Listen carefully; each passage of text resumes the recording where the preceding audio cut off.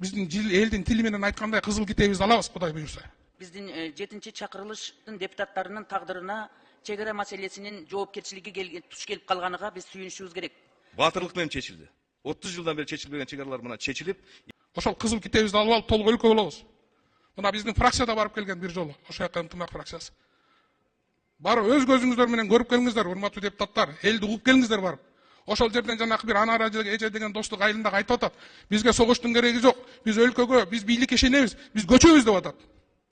Биз тарых жаратып атабыз. Бул Өзбекстан менен чек арасынын чечилгендиги биз үчүн элибиздин алдында эң биринчи жоопкерчилик менен биз жооп милдетибизди аткаргандык болот. Мына Тажикстандын чек арасы дагы макулдашууга биз талкуусуз, суроо берүүсүз колдоп бердик. Элдин бардыгы биздин депутаттарга ыраазычылык билгизип атат. элдин наразычылык болот, албетте болот. Не дегенде элчиликте ар кандай сөздөр болот. Ошондой эле Тажикстан элинде дагы ушундай наразычылыктар болот. Эч качан мындай бир бирөө ушу же Тажикстан эли же Кыргызстан эли разы болуп эле ушунга отуруп калбайт. Ошондуктан мен чындыгын айтып кетейин. 4 жыл эл ушу комиссия кылган мээнетичи баалап коюшубуз керек.